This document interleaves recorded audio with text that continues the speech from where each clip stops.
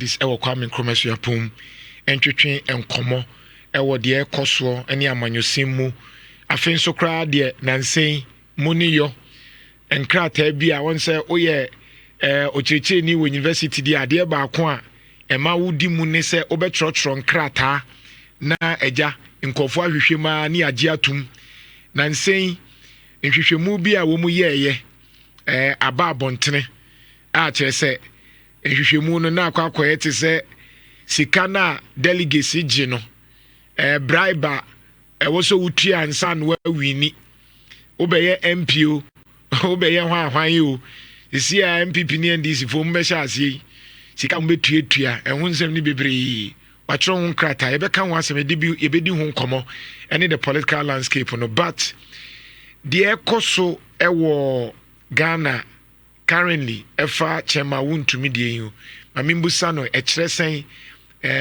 ewo amanyosemu Prof machi you me that say ana this ho ye yami adome ho ye nanso e yami adama ibiso great muna masua amanyosem ye se sa same way eye sesia ne ehu no enwanwa se bia ban bi beba na yachi we ya de bia na ewra ha ne afa ha ya bakosem no bibi se ne eya na enwanwa na you me that say you rap democracy no a free Fourth Republic no ya de ba no ewra mu bi no nkoma yina no if access ye bi ne share ya de enkabo mu de ba tisro my Ghana okay say opening for taking over no in the early 2000s no Truth and Reconciliation Commission, National Reconciliation Commission no the whole idea is say come for boom na omanfo PNDC regime no do media odi and no ma be break ka wa e cost o ma Ghana no no na ohaw no yo na ebushie bi efe mu ne nipa bi efe mu no sa no ma nyina no yebetumi enya ho nkomodi na ama nkofo etumi okasama yaudi fi wakoma mu na won so a eyese yebiridi edebo etumi di aboa ya National Reconciliation you know your friend people be okaso pe ni role ja wonya be be ko nyina ba ye di koma ni nyina no ko wi ese e beka o mani abom e free wo e kono ade ba ko e hu ni se even in the fight against corruption who appointee Bako, who was not not a core MPP member, if anything, sports minister, right? Matters were tried at the court, but beyond that, you know, now a free 2008 by Minano, even with the turn of the chairman of the NDC bureau, and it said the element of witch finding. Which hunting said you'll be best sorry here or content croby a chance or party from now. I imagine so when you 2 minutes, you know, the beginner 2 weeks with the Tiana car, and that's what I be Tiano. A brand new panel shed then for any from Subiano. San Comanacoso, a sign said a Bible to be a bar, a yana, what going to be a G. You said. So you be take over state facilities near the Dubia. Now, coin Chinua, Dubia, Nakoyan to Quadia, ye inco Dina, and then go for San Comono.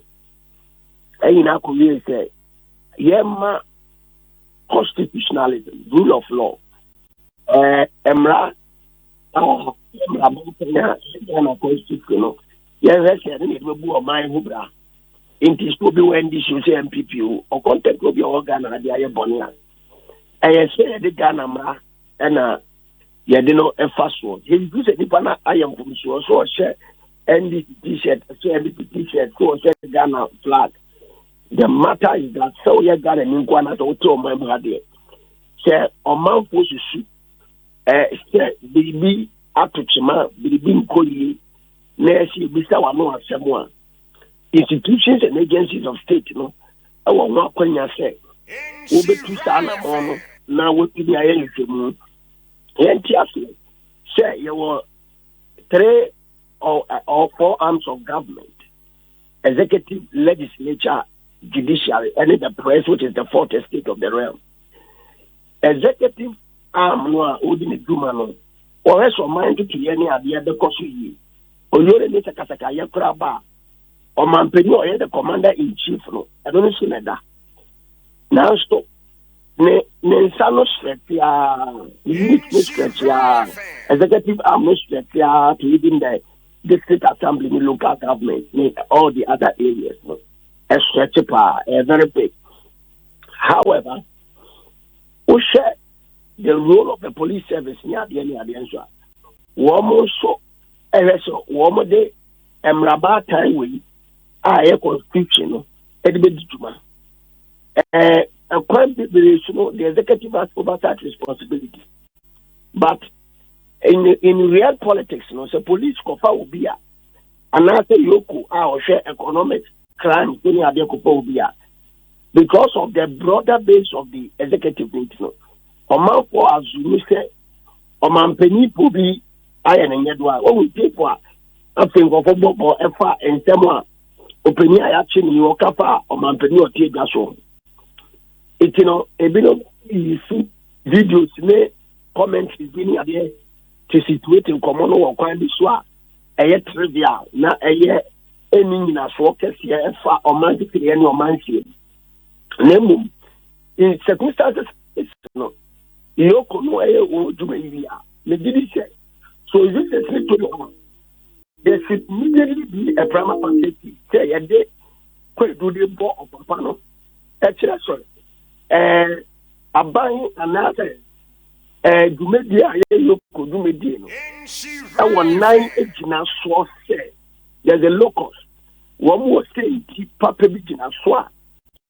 Wo ese ba pay watching no de koto adigree anase won ekodinasem etino de na ko cheku kumudia na kire se de na ebe before kanya so se de na watch no say you present no before the court lawyer for no to me present rate be kire se produce the body nipa no maybe o se bia yinibra na ye hunu ni brand ye ndi na asem ne ade e won komo ni twegu but fundamentally say institution no institution of state the constitution e yeduma no e hunu se papa no wo charge bi at the bono a court of competent jurisdiction another arm of government the judiciary there e say wo mo prepare ne court na afei Woman didn't say justice delayed is justice denied. Right.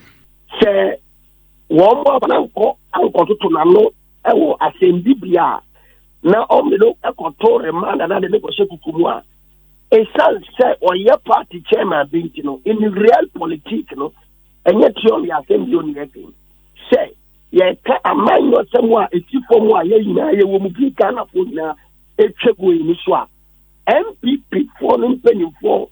Ebe to me the one says for both say where your witch hunting or your party chairman ya me did it opinion need in common and no yan biti na mboa if we in common one would you na e kwa ko wie sa direction na chere say the woman say why your party chairman ti e bia o kasa bebre na ne kasa so be bia kwa kasa ntie ya be ne no be nti e bia ya pesi e chere no e ka credit le ko accreditation ni ase na ene ebia enemra ene asemo ayesen temara ikodu court in temara court na so na in temara court yehwehwemu na ono so under human rights no is constitutionalism nipa ne fa hudi no enkoyese obi etieti an fa hudi so ewo MPP fo ani so ene wo madwemu yenti ate right say komo no etegu no Oman Kobi ati, Midi also ati, the Kurama TV. CSA man is casual kwaya on has he had the right to go through hearing the other side also? Lawyer podcast. Oh, one more Latin Martin be crowd, and better mechanical committee. Now the homo training and he said, you must hear the other side also. But I hearing the other side also, Mr. Wote, Bakono, and Nipanoa. Ye bon kwedu no so asem no and yet the court of public opinion because the court of public opinion there's a way we say Nidia said that. Now so say mum ono so benya akwanya aton akana sem ewo mra enimu no saa de no eni se mo de kameno using opal legal gymnastics bi ni ade right na mum ebe court a sign among yourself abebata untra especially in the sense of real politics say ye will say a bibrim ha no so be opposition ana obi na obedia tumia edu baby o na agree say obetia do opposition ka ekwan bi so e wo boni bi o use odi aye wo. It is a phenomenon we have seen in African politics historically. Right. I don't think it's a open set. What you free sound common on say abaya. And maybe say Koswa. Menkasa the executive arm no influence, but a boy abaya that's what say. Science institution of state no award do Jumano. Ebe do Juma French without fear of favor. No obey and name them for. Said the beya or Mount Poina abe uni say.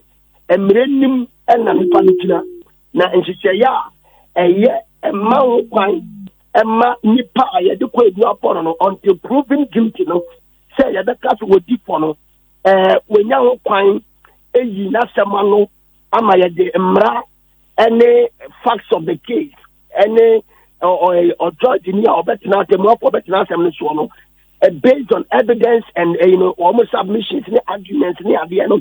Any facts of the case, legal tenets associated with it, what you say, Ghana and jurisprudence near the end. To me, Eddie, as I say, to me, the judgment at the Abba. All right. Now, Apua, Amma, a seminal apple, Toby, the Koto. Great. San komodi no enkowie sabre yano ebeye katentie ebeye demonstration ebeye walking out of parliament ebeye petition and simply after say we ekoso ano a MPP for akoto aba elusu de because do baby a ma vola ka say oh mudiabo ebi kura mo ne wo fiye na so na aboa MPP ma mo afati mobilize what do you say that's nice now somebody as say nkomona yedie no epebi wa emu otuye itino omo emom payemum say institutions of state are able to maybe arafa open years no ebedu oduma ntem say and they hurting the government great because the opposition has ways obetumi push the human rights discourse obetumi push witch hunting discourse obetumi push no me prayer obetumi ama abana yo unpopular no matter what they are doing. All right, if you almost say institution of state do maybe be or a case we be expedited. All right, Prof. Now say you want for say only for so when you know to great Prof. Yeah, we have 5 minutes for this, but I'm interested in a research now the buy metiasia na say ihwemu ne kire say tis opeso ye MP ana panyin bi wa ha je say wutua bribe na say den say wo share in my head no your friend be say institutions are Ghana ha and nipa Ghana ha pero do na nke democracy in politics no eya na yede sikasem di wurem eya de ina yenu ekoko awodo bebre edi wotuma na nanu ya no a MPP for ebe your primaries for parliamentary in Ashanti region communities no mu they modin it abrewe document ni available maybe so we have a body na show man for amobi akopedi akan e kire say nipa no a wo MPP party ni mo was abia ho ni abia no na woje compensation ye di kan free your friend is saying go for no wo mo ebe contest say ye 20 mo wo mo je compensation free wo mo ebin so just asika no esanse oyise osika samonye eduru ta internal about one and I want to in Accra edidi layers of unemployment in Nkomodi. Womo edumaye womo omni edumaye womo edumaye omsikasem ewo form ni ade ni no nipa bebe how do we ewo executives no eno ntino edru sabre we ya womo hweso womo be disika e dey free eyo e finish candidates no be say wo ba no ofa ka ne ba so apaka crowd ne ka ne ba o to fu and say den ye tia sa tie ntino ka anase your man is come and be kodiji ene no ma sa aka ho ni ade ya kira se enya ya mamre nko na eko so sa ni o ma we na ya seda e suban boni ta ya pese kire e suban boni ewo ho because ekwan ya fa fo nyina ne se ye to omanfo no ye disika e de to omanfo no vote e ba sa no a enye proper internal democratic amendment. Said you okay, no, and check. We are sorted by next year, and every before sample. We will be in cafe. Oh, no, every our snap when is cut from every good home. And I said, what basically be go, when I'm region by region, to executives, no. I never quite betting your pass with your troubles up to them when it's MPP, for example. And so we almost college. There are thousands of people who need to kind of control me now. Apua ama sa ikachitri bia ayo man posita se bia ise shenko fo do omo ka se ye bedi aban ne so no ye nebi ntina ta bre we ni ye bre chama executive no so ka se yes ye bre ni ye ku ye be ye jiya nanka ya den akoto amanipa no ko mo je kura to atia te nipa no nka ya tambo pro ne kura de o mo dia mamra tan be wim o ya na ye di abon so dia tapo itino enye democracy papa bia na ekoso na say internally no na no ma ye basa so as a matter of fact no obeni janto a be ya kodu no I say you throw cost even to the MVP in particular sabri we are wo mo be expect so maybe flag better that any idea normal health omo accept a bribe from one more modification here. Omziso many that's why many be atiche. Nemu one share say internally no me power or a potential president. They be able to uniform and only uniform. Or a potential president. So we MP internally a candidate or a potential MP. And you know the democracy to become ne council and ne pessoa. I see to me SPC Democrats no FCC, if you any MPP, if you any NDC for fee, and then trying to be because we not MPP, MPP for free. One more just said, ticket, no, any other, won't be tracked on that. A bit so to one more ticket, it's also when you do my long, a church, about number 8 years. Now by the second year, 4 years, no. Say party executive could MPs not say this is taking forward. Let's say one got about to focus on one thing. And until one more job the Mudi our level, sir, maybe I'll have all the mechanics. That's what I make it, sir, or how late as well. A year of young only saw any Juma anywhere. Boko or my dollar in few of share MBP personal swap. You count the young couple and then la baby free by now one more on the right. I believe I'll have what obey next year. That's uncle to go young a barbecue is carrying my mouth. It must MBP. No more leader.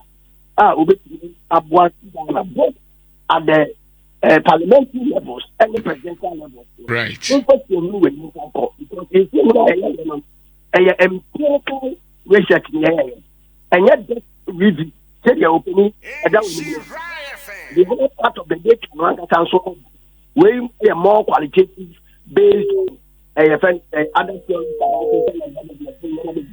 But the next part of the data qualitative aspect, you analyze in another journal where your contemporary policy into what title of wuni ke ye nsema ke se pa na ye copy so a ye di ho komo right Professor Edasi Nyaminsho Professor Samuel Adu Jemfi ne the about beyond culture economic strains and the transactional turn in Ghanaian vote buying practices nti won na omode san hwemu buy ni nyina na ohwe se ai ye kan amane ni bibia no de akwa ni ti se obeso ye member of parliament and answer opd bia assembly member kra na obetu eska